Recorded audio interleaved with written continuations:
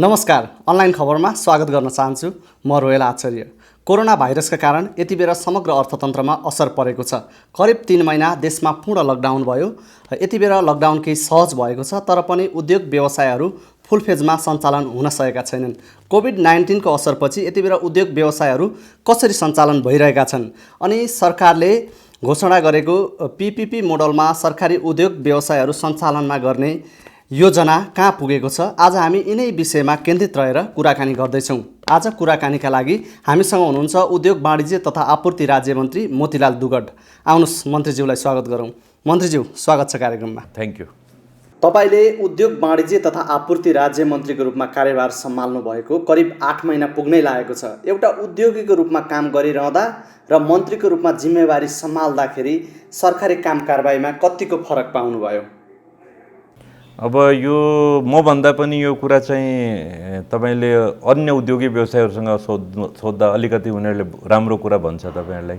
मैले आफ्नो मुखले भन्दाखेरि प्रशंसा गरेको जस्तो देखिन्छ र तपाईहरुले पनि फिडब्याक लिइ नै राख्नु भएको हुन्छ। मिडिया भनेको सबभन्दा फास्ट हुन्छ। तपाईहरुको मिडिया त फेरि नेपालमै नम्बर 1 मिडिया हो अहिले, हैन, अनलाइनमा। त तपाईहरुसँग त पुरा फिडब्याक हुन्छ। तर पनि यसो सोध्नुभयो भने म के भन्छु भने म सन्तुष्ट छु मेरो कामबाट। र जति पनि प्राइभेट सेक्टरका उद्योगी व्यवसायहरू छन् उनीहरू मेरो कामप्रति सन्तुष्ट छन् र खास गरेर यो मन्त्रालयबाट उनीहरूको जुन एक्सपेक्टेसन छ, यसो भन्दाखेरि हाई एक्सपेक्टेसनै थियो उनीहरूको। र सबलाई के लाग्थ्यो भने अब त हाम्रै मान्छे गएको छ, मोती दुगड भनेको हाम्रै मान्छे हो, जसलाई पनि यही लाग्छ। अब हामीलाई काम गर्नमा केही समस्या हुँदैन, जुनसुकै काम गराइहाल्छौँ। कसैको सोच यो पनि हुन्थ्यो कि जुनसुकै काम पनि गरिदिन्छ, हैन, तर जुनसुकै काम त गर्न सकिँदैन, हैन। तर जुन रिजनेबल काम छ, जुन जेन्युइन काम छ, हुनुपर्ने काम छ, त्यो काममा ढिलो हुँदैन कहिले पनि।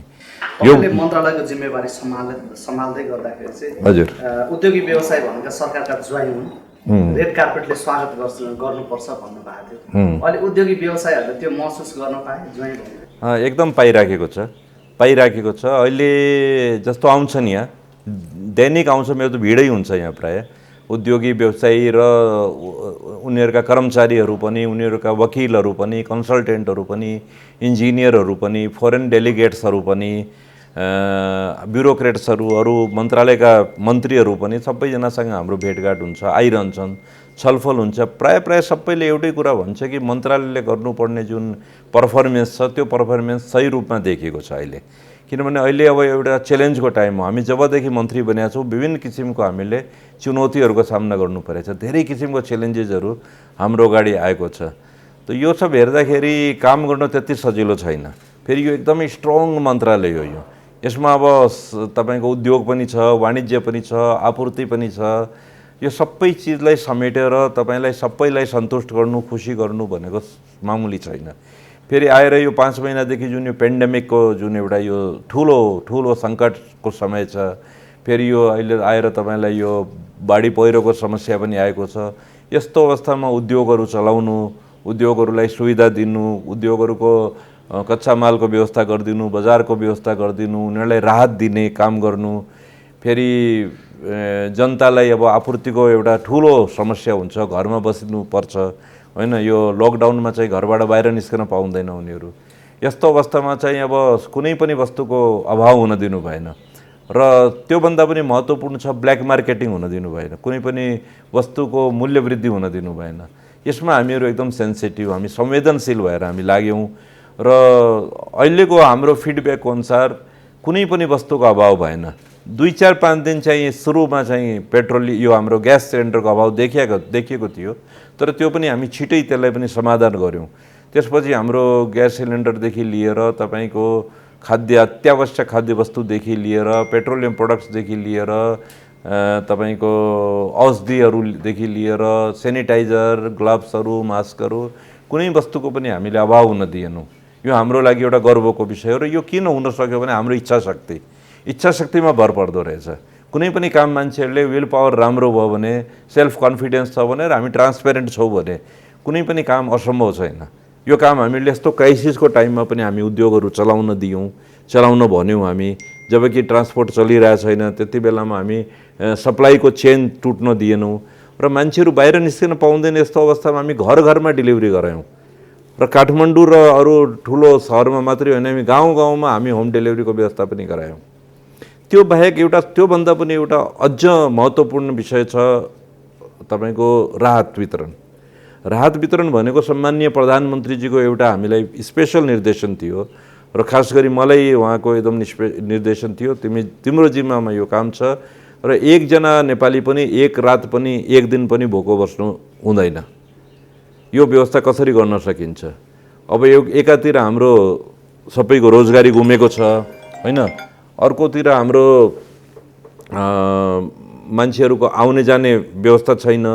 बाहिरबाट हाम्रा हुलका हुल हाम्रा नेपाली दाजुभाइहरू, हाम्रा युवा शक्ति जनशक्तिहरू बाहिरबाट आएर बेरोजगार बसेका छन्।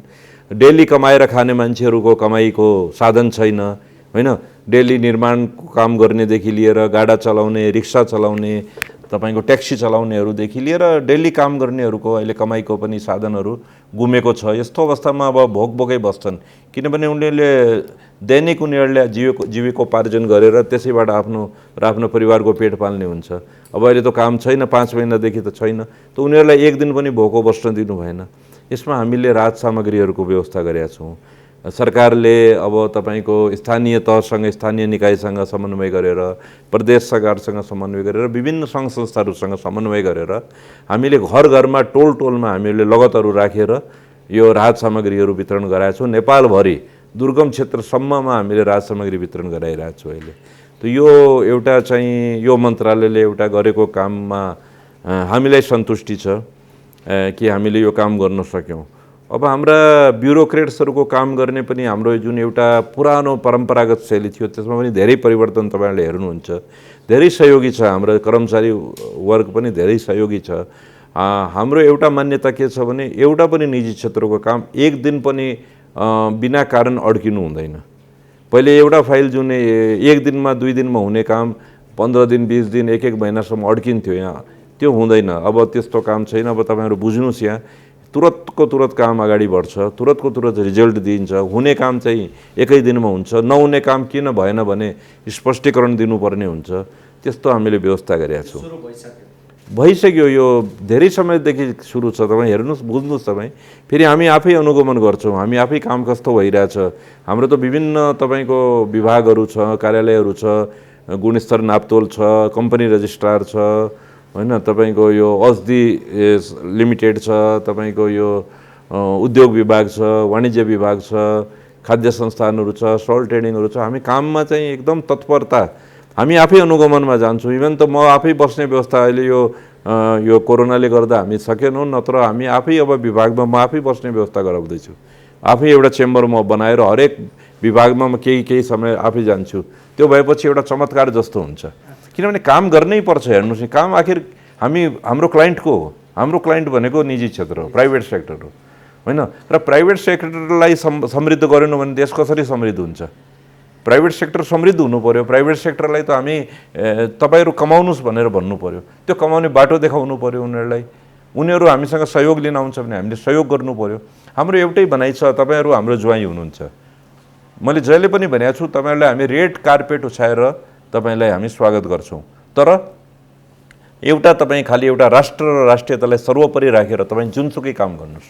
तपाईँले डराउनु पर्दैन, निडर भएर काम गर्नुहोस् होइन। तपाईँले देशद्रोहको काम, जनताले ठग्ने काम, त्यस्तो काम बाहेक तपाईँले जुनसुकै काम गर्नुहोस्। तपाईँलाई राज्यले सहयोग गर्छ, हामी तपाईँहरूको साथमा छौँ होइन। हामी पनि अब म पनि एउटा इन्डस्ट्रियल ब्याकग्राउन्डको मान्छे भएको हुनाले तपाईँहरूको के समस्या छ मलाई थाहा छ। कसरी देशलाई औद्योगिकरण गर्न सक्छ।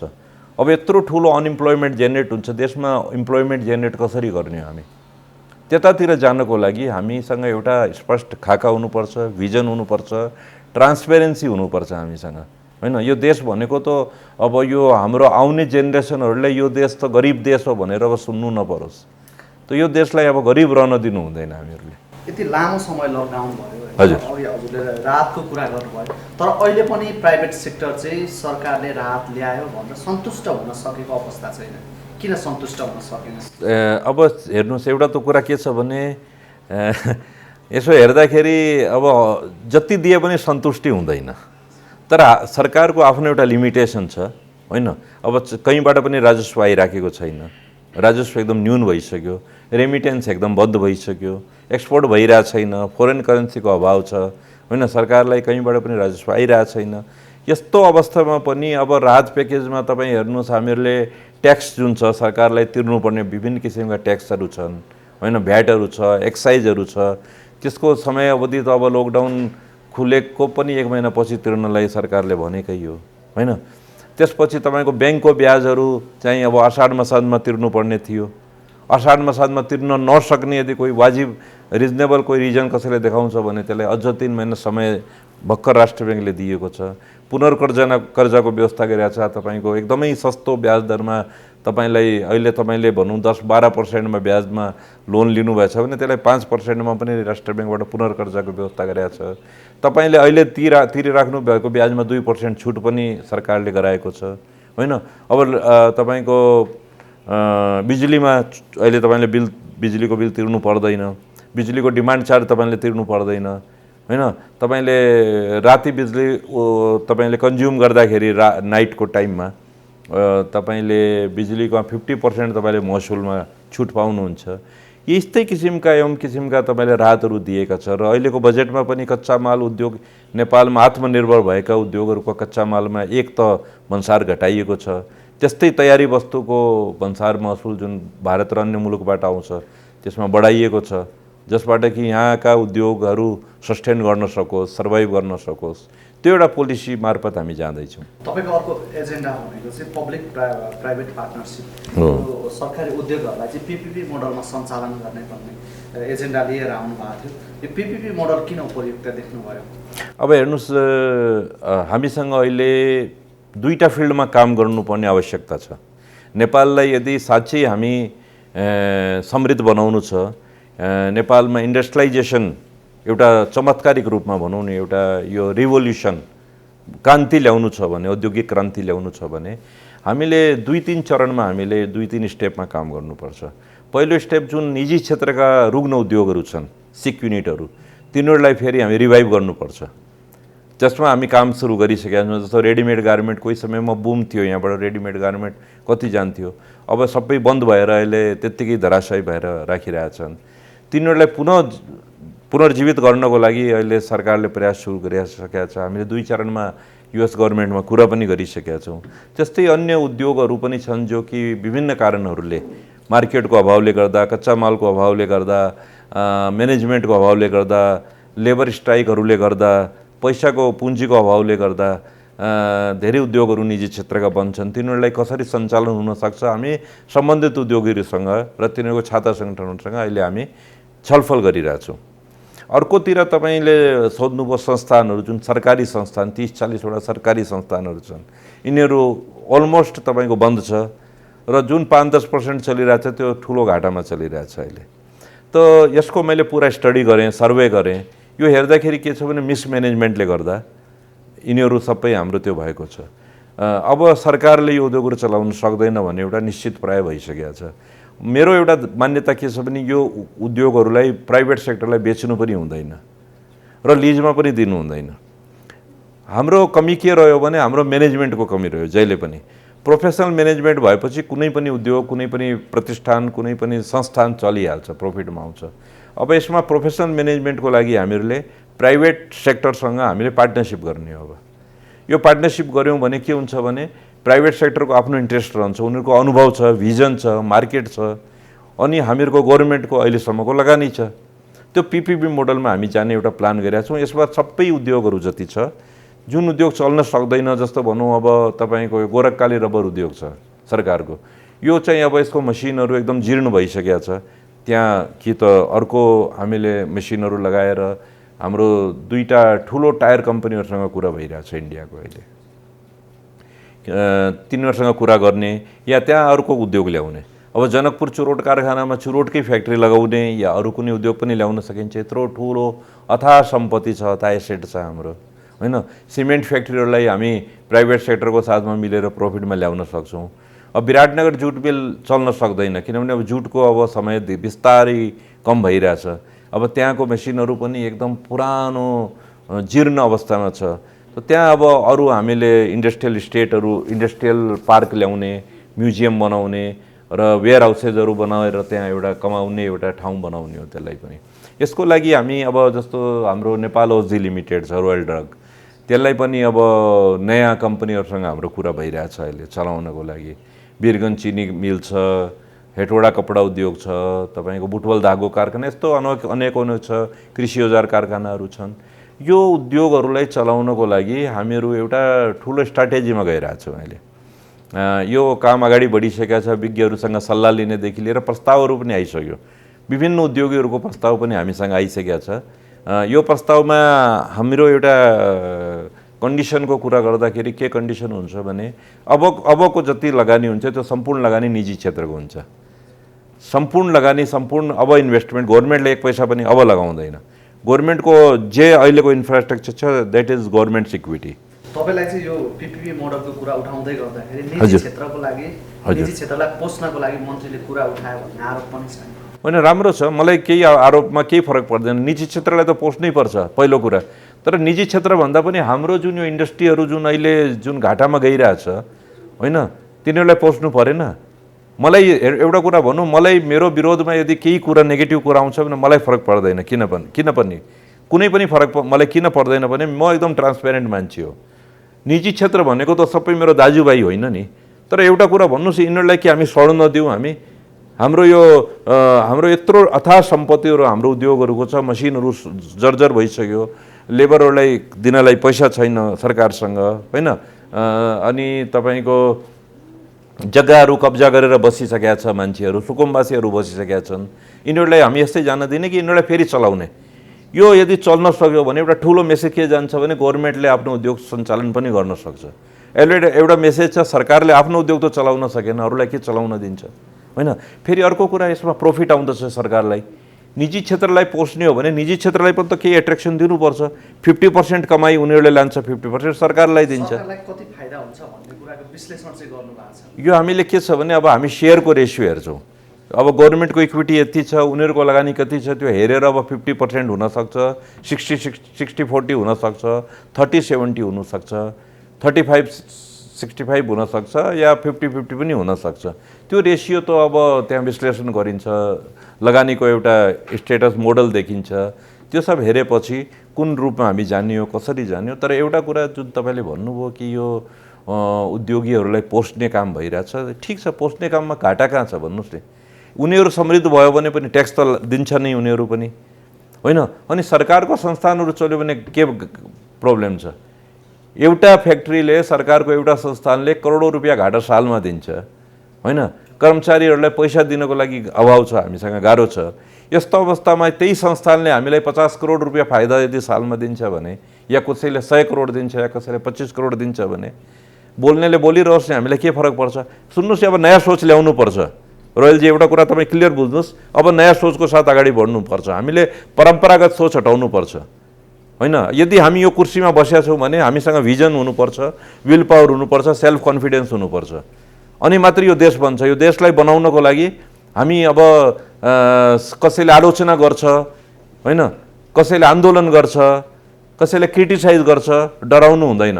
हामी हाम्रो बाटो छोड्नु हुँदैन। हामी सत्यको बाटोमा छौँ, सही बाटोमा छौँ। हामी विश्व कहाँबाट कहाँ पुगिसक्यो। अहिले हामी पनि यो पीपीपी मोडलमा जान दिनु हुँदैन। यो व्यापारी उद्योगी पोस्ने काम भइरहेछ। व्यापारी उद्योगीलाई किन पोस्नु हुँदैन? के गलत छ? उनीहरूले आएर हामीसँग सम्बन्ध बनाउँदैछ, उनी आएर हामीसँग पार्टनरसिप गर्दैछ, उनीहरू हाम्रो उद्योग चलाउने ग्यारेन्टी दिँदैछ। यहाँसम्म हाम्रो एउटा कन्डिसन छ कि घाटा भयो भने त्यो घाटा सरकारले घाटा दिँदैन, त्यसमा त्यो घाटा सम्पूर्ण निजी क्षेत्रले बेहोर्नुपर्छ।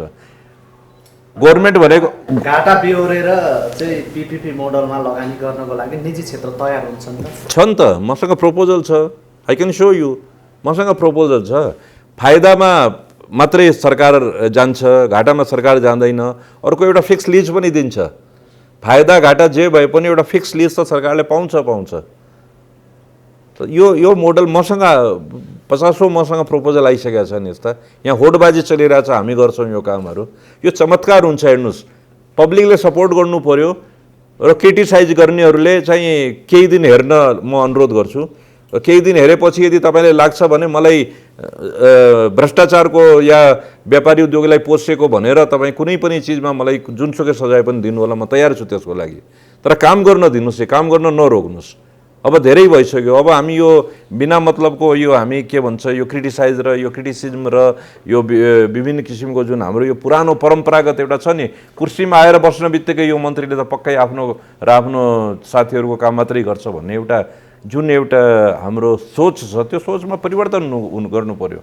यो देश भनेको साझा हो, सबैको देश, यो बन्न दिनु पर्यो नि। यो बन्यो भने तपाईँहरूकै हामीहरूकै भावी जुन यो हाम्रो जेनेरेसन छ तिनीहरूले अब एउटा नयाँ नेपाल हेर्न पाउँछ, एउटा विकसित नेपाल हेर्न पाउँछ। त्यो विकसित नेपाल हेर्नको लागि हामी इन्डस्ट्रियलाइजेसनमा जानुपर्छ। इन्डस्ट्रियलाइजेसनमा जानको लागि हामीले निजी क्षेत्रलाई, उद्योगी व्यवसायलाई काम गर्न दिनुपर्छ, काम गर्ने वातावरण बनाउनुपर्छ, गलत काम गर्न दिनु हुँदैन, यो मान्यता हामीहरूको छ। अब तपाईँको अब बेरोजगारीको सङ्ख्या बढ्छ। अहिलेसम्म हाम्रो देशको अर्थव्यवस्था जुन छ रेमिटेन्सको भरमा चलिरहेछ, होइन? कति वर्षमा हामी रेमिटेन्सको भरमा रहने, होइन? यत्रो हाम्रो विशाल देश छ, हाम्रो देशमा रिसोर्सेसहरूको कमी छैन, केही कमी छैन। हामी हाम्रा युवा युवतीहरूलाई, हाम्रा दक्ष जनशक्तिलाई हामी यहाँबाट बाहिर पठाइदिने हो, विभिन्न किसिमको विकृति हुन्छ। कति शव आउँछ यहाँ हेर्नुहोस् तपाईँ, होइन? बाहिर गएर त्यहाँबाट हाम्रा नेपाली दाजुभाइहरूको शव हेरेर तपाईँको आँखा रसाउँछ। हेर्नुहोस् यस्तो अवस्था छ। कति किसिमको कष्ट सहेर उनीहरू रेमिटेन्स पठाउँछ हामीलाई, कतिको परिवार छुट्छ, होइन? कति जेलमा जान्छन्, कति किसिमको समस्या छ। सजिलो छैन नि बाहिर गएर पैसा कमाएर ल्याउनु। त त्यो हामी किन हाम्रो जुन अनमोल भनौँ नि, यो अमूल्य धरोहर हो, यो हाम्रो नेपाली जुन दाजुभाइ दिदीबहिनीहरू, हाम्रो युवाहरू छन्, त्यो हाम्रो अमूल्य सम्पत्ति हो। यो सम्पत्तिलाई हामीले यहाँबाट बाहिर जान दिनु हुँदैन। यहाँबाट गइसकेपछि त्यो काठको बक्सामा, जसलाई कफिन भनिन्छ, त्यसमा उनीहरूलाई हामीले निम्त्याउनु हुँदैन। हामीले रोक्नुपर्छ। यो देशलाई रेमिटेन्सको भरमा होइन, हाम्रो देशमा औद्योगिकीकरण गरेर हाम्रो देशमा हामीले रोजगारीको सिर्जना गर्नुपर्छ। यसको लागि हामी साना उद्योगहरू, हाम्रा कुटीर उद्योगहरू, कटेज इन्डस्ट्रीहरू, एसएमइज भन्छ, त्यहाँबाट हामी सुरु गर्दैछौँ अहिले। त्यहाँबाट हामीहरू अहिले विभिन्न औद्योगिक ग्रामहरू हरेक स्थानीय तहमा, नेपालका 600-700 जति पनि छन् त्यति स्थानीय तहहरूमा हामीहरूले औद्योगिक ग्रामको स्थापना गर्दैछौँ। हामी त्यहाँको स्थानीय निकाय र प्रदेश सरकारसँग मिलेर समन्वय गरेर यो सेन्ट्रल गभर्मेन्टले एउटा औद्योगिक क्षेत्रको स्थापना गर्दैछ। त्यहाँ अब अव्यवस्थित रूपमा त्यहाँ साना साना हाम्रा व्यवसायीहरू, उद्योगीहरू छन्। कोही अचार बनाउँछ, कोही छुर्पी बनाउँछ, कोही कपडा बुन्छ, होइन? कोही धागो बनाउँछ, कोही जुत्ता बनाउँछ। त्यस्तो छ, तिनीहरूलाई कुनै किसिमको व्यवस्था छैन। अब सरकारले त्यस्ता साना हाम्रा व्यवसायीहरूलाई यो ठाउँमा औद्योगिक क्षेत्रमा जुन यो हाम्रो औद्योगिक ग्राम हामीले भन्ने गरेका छौँ, त्यसमा तिनीहरूलाई हामी सबै सुविधा दिन्छौँ। जग्गा दिन्छौँ, सफ्ट लोन दिन्छौँ तिनीहरूलाई बिजुलीको व्यवस्था हुन्छ, बाटोको व्यवस्था हुन्छ, कच्चा मालको व्यवस्था हुन्छ, बजारको व्यवस्था हुन्छ। यो भएपछि उनीहरूले आफ्नो उत्पादनलाई तयार गर्छ। त्यो तयार गरेर हामी सरकारले एउटा ब्रान्डिङ गरिदिन्छ। ब्रान्डिङ गरेर त्यो मालको हाम्रो डोमेस्टिक मार्केटदेखि लिएर हाम्रो बाहिर एक्सपोर्ट गर्नेसम्मको काम गर्छौँ। नेपालीहरूसँग दक्षताको कमी छैन, सिप छ उनीहरूसँग, तर के छ भने व्यवस्थित तरिकाले गर्न सकेको छैन। अहिले वैदेशिक रोजगारीमा गएको ठुलो सङ्ख्या नेपाल फर्किन सक्छ, अनि यहाँ बेरोजगारीको सङ्ख्या पनि ठुलो बढ्दैछ। नेपालमा भएका उद्योगहरू अनि हजुरले भने जस्तै पिपी मोडलमा गइसकेपछि जस नेपालमा भएको उद्योगहरूले चाहिँ त्यो बेरोजगारीको सङ्ख्यालाई चाहिँ रोजगार बनाउन सक्छ। एकदम हामी आशा गरौँ। अहिलेसम्म हामीले यतातिर प्रयास गरेनौँ, तर यो तपाईँको कोरोनाले र यो पेन्डेमिकले हामीलाई एउटा ठुलो चुनौती दिएछ। र भनिन्छ हरेक चुनौतीमा एउटा अवसर हुन्छ नि, यो एउटा सिल्भर लाइन हो हाम्रो लागि। अब हामीले यो चुनौतीबाट अवसर खोजौँ।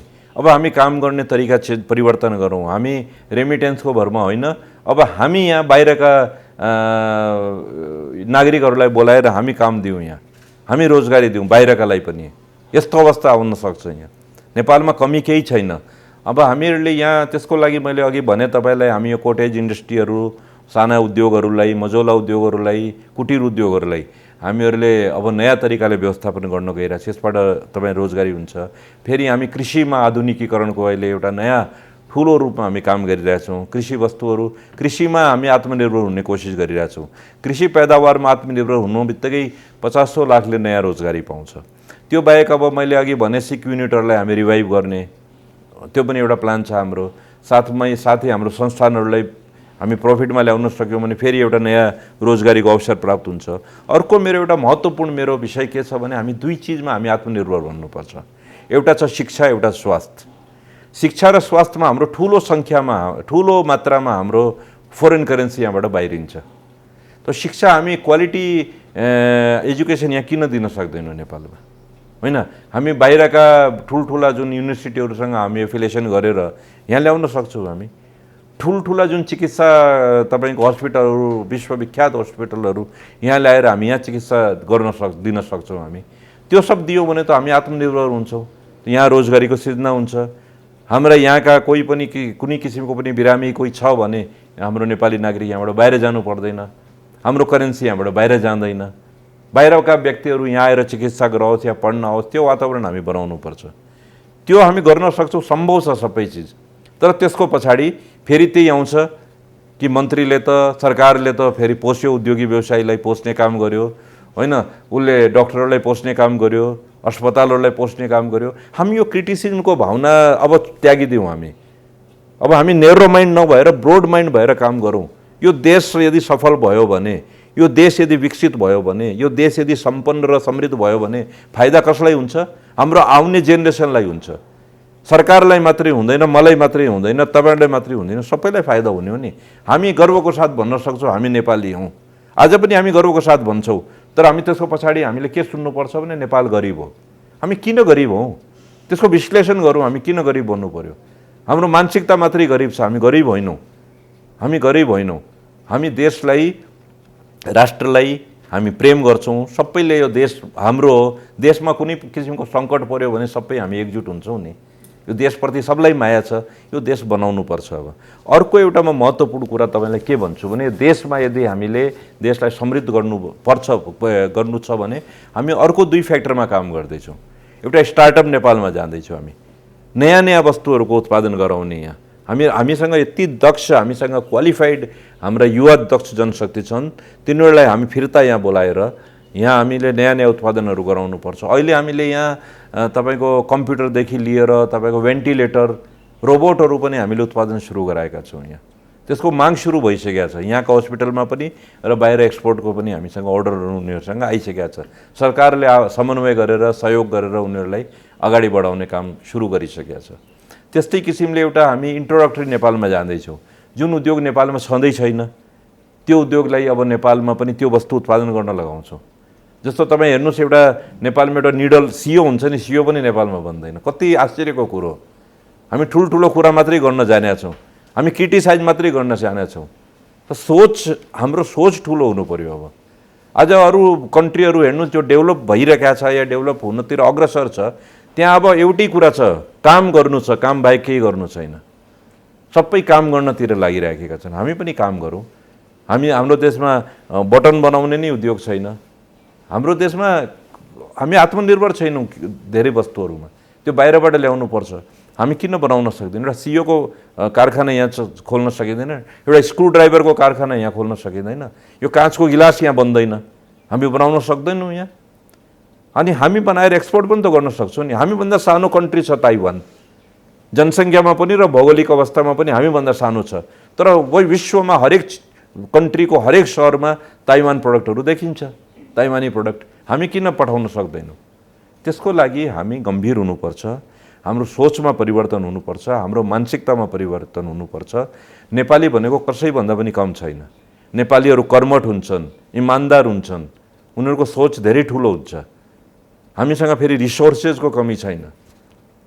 आज मिडल इस्टमा हेर्नुहोस्, खाडी मुलुकमा बालुवा बाहेक केही पनि छैन, होइन। दुबईमा त तेल पेट्रोलियम पनि छैन। कति विकास गरेका छ उनीहरूसँग, जे छ त्यसैबाट उनीहरूले विकास गरेका छ। आज विश्वको के भन्छ सबभन्दा चर्चित टुरिज्म कन्ट्री हो त्यो दुबई भनेको। त्यस्तो किसिमले हामी पनि यहाँ अब विकास गर्नको लागि अब हामी सोचमा परिवर्तन गर्नै पर्छ। अब हामी पुरानो परम्परागत शैलीमा सोचेर चलेर काम हुँदैन। यो देशलाई बनाउनु पर्छ र देश बन्न सम्भव छ। यो कोरोनापछि चाहिँ उद्योगी व्यवसायहरूका समस्यालाई चाहिँ सरकारले भने तपाईँले हामीले राहत त दिइ नै राखेका छौँ, विभिन्न किसिमको राहत दिँदै। अब हामीले एउटा क्याटेगोरी वाइज जो उद्योग चलिसकेका छ, जो 100%मा चलिसकेको छ, जो 50-60% क्यापेसिटीमा चलिसकेको छ, जो धेरै कम क्यापेसिटीमा चलिराखेका छन् र जो अहिलेसम्म चल्नै सकेका छैन। जस्तो अब पर्यटन उद्योग अहिले एकदमै धराशायी छ, ट्रान्सपोर्टेसन उद्योगहरू धराशायी छ, होइन, एयरलाइन्सहरू चल्नै सकेका छैन। यस्ता उद्योगहरूलाई सरकारले विशेष राहतहरू, विशेष प्याकेजहरू दिइराखेको छ। त्यो बाहेक जो उद्योगहरूले राम्रोसँग चलेको छ तिनीहरूसँग सरकारले समन्वय गरेर तिनीहरूको उत्पादन बढाउने, एक्सपोर्ट गर्नेतिर पनि सरकार प्रयत्नशील छ, काम गरिराखेका छौँ। च्यालेन्जेस छ, हेर्नुहोस्, चुनौती धेरै छ, तर चुनौतीलाई हामी असम्भव छैन केही पनि। हामीले यो पेन्डेमिकमा पनि नेपालमा त योभन्दा ठुल्ठुला डिजास्टर आएकै हुन् नि। हामी नाकाबन्दी पनि हेरेका छौँ, हामीले भूकम्प पनि हेरेका छौँ, हरेक वर्ष हामीले यो बाढी पहिरो पनि हामीले हेरेकै हुन्छौँ। तर यो च्यालेन्जेस नेपालीहरूले सहन सक्छ, हामी सहन्छौँ यसलाई। तर अब यस किसिमले होइन, अब हामी एउटा नयाँ चुनौतीलाई, यो चुनौतीलाई हामीले एउटा नयाँ अवसरको रूपमा लिएर अगाडि बढ्नुपर्छ। अब अन्तमा नेपाल सरकार उद्योग वाणिज्य तथा आपूर्ति मन्त्रालयले प्राइभेट सेक्टरको लागि तत्कालै के गर्दैछ? हामी के छ भने हाम्रो एउटा मान्यता के छ भने देशलाई समृद्ध गर्नु छ भने प्राइभेट सेक्टरलाई समृद्ध गर्नुपर्छ। त्यसको लागि उनीहरूको कुनै पनि सोच छ, कुनै पनि प्लानिङ छ भने उनीहरू आएर हामीसँग छलफल गर्छ। यो हामी यस किसिमको प्रोजेक्टमा जाँदैछौँ, यो किसिमको उद्योगमा जाँदैछौँ। अब त्यो मैले अघि भने तपाईँलाई, अब एकदमै नयाँ नेपालमा हुँदै नभएको प्रथम उद्योग यदि कसैले लिएर आउँछ भने त्यसलाई अथाह हामीले सुविधा दिन्छौँ। सरकारले त्यसलाई विभिन्न किसिमको सुविधाहरू दिन्छ। त्यसलाई 5 देखि 10 वर्षसम्म करको छुट गरिदिने, सफ्ट लोन दिने, जग्गाको व्यवस्था गरिदिने, बजारको व्यवस्था गरिदिने, त्यस्ता विभिन्न किसिमका सरकारले सुविधाहरू, सरकारसँग कमी छैन। अब जो उद्योगहरू नेपालमा ठुलो सम्भावना छ उनीहरूले आएर हामीसँग छलफल गर्छ। हामी उनीहरूको लाइसेन्स प्रक्रिया जुन छ, उद्योग उत्पादन गर्ने अनुमति दिने प्रक्रिया छ, त्यसमा हामी ढिलाइ गर्दैनौँ अब। र अर्को कुरा, एउटा कसैले अनड्यू एडभान्टेज उद्योगीहरूबाट लिन्छ भने हामी उद्योगी व्यवस्थाले साफै भनेका छौँ, हाम्रो मन्त्रालय अन्तर्गत कसैले तपाईँसँग कुनै किसिमको पनि गलत मनसायले तपाईँहरूसँग कुराकानी गर्छ भने तुरन्त तपाईँ हामीलाई डाइरेक्ट खबर गर्नुहोस्। माननीय मन्त्रीजीको पनि यही भावना छ, मेरो पनि यही धारणा छ, तपाईँहरू हामीलाई तुरन्त खबर गर्नुहोस्। र अहिले यसो हेर्दाखेरि हाम्रो मन्त्रालयमा त्यस्तो कुनै किसिमको पनि गलत कामहरू भएको छैन। अब हामी अनुत्पादकतिर लाग्नु हुँदैन। हामीहरू अब उद्योगी व्यवसायहरूलाई हामीले प्रोत्साहित गर्नुपर्ने हुन्छ। उनीहरूको पनि एउटा एक्सपेक्टेसन छ, उनीहरूको समयको पनि एउटा ठुलो के भन्छ मूल्य छ। त्यो समयको महत्त्वलाई बुझेर उनीहरूलाई ढिलो गर्न दिनु हुँदैन। के हुन्छ भने एउटा उद्योगीले एउटा सोच बनाएर आउँछ म एउटा जुत्ताको उद्योग लगाउँछु, होइन, तर त्यसले उद्योग स्थापना गर्दा गर्दा 1-2 वर्ष लाग्छ, तबसम्म समय परिवर्तन हुन्छ, उसको सोचमा परिवर्तन हुनसक्छ, अरू कम्पिटिटर आउन सक्छ होला। त्यो भएको हुनाले हामी फास्ट ट्र्याकमा काम गर्न लगाउने हो। कोही पनि उद्योगी कुनै उद्योग गर्नु छ, व्यापार गर्नु छ, कोही प्रोजेक्ट आउँछ भने त्यसलाई हामीले म्याक्सिमम फेसिलिटेट गरिदिने हो। अर्को एउटा तपाईँले सोधेको प्रश्नको जवाब म के दिन्छु भने अहिलेका उद्योगीहरूलाई, उद्योगी व्यवसाय भनेको त हाम्रो क्लाइन्ट हो, यो मन्त्रालयको क्लाइन्ट हो, तर उनीहरूको काम त अरू मन्त्रालयमा पनि पर्छ। त्यो मन्त्रालयको समन्वय पनि यो उद्योग मन्त्रालयले गर्दैछ, उनीहरूले जानु पर्दैन। अब जस्तो अर्थ मन्त्रालयमा कसैले काम पर्यो भने यो मन्त्रालयले काम गर्छ, कसैलाई कृषि मन्त्रालयमा छ, वन मन्त्रालयमा छ, श्रम मन्त्रालयमा काम पर्यो भने, ऊर्जा मन्त्रालयमा काम पर्यो भने सबै काम हामीले गराइदिन्छौँ। यो वन डोर सिस्टम हुन्छ। यहाँ डिपार्टमेन्टल स्टोर भन्छ नि, एउटै थलोमा सबै चिज पाउने, त्यस्तो यो मन्त्रालयमा तपाईँले सबै सुविधा पाउनुहुन्छ भनेर हामीले उद्योगी व्यवसायले भनेको छ। तपाईँहरू जानु पर्दैन। यदि यहाँबाट काम भएन भने तपाईँ हामीसँग कम्प्लेन गर्नुहोस् कि यो फलानु मन्त्रालयमा तपाईँको मन्त्रालयबाट हाम्रो काम भइदिएन भनेर, हामी तुरन्तै काम गराउँछौँ। जस्तो EIA को काम छ, त्यो वातावरण वन मन्त्रालयबाट हुने काम हो, होइन, त्यस्ता कामहरू पनि हामीले नै फेसिलिटेट गरिरहेछौँ अहिलेहरू। अब कसैको भनौँ भन्सारमा काम छ, कस्टममा काम भइराखेको छैन, अर्थ मन्त्रालयबाट हामी समन्वय गर्छौँ त्यसको लागि।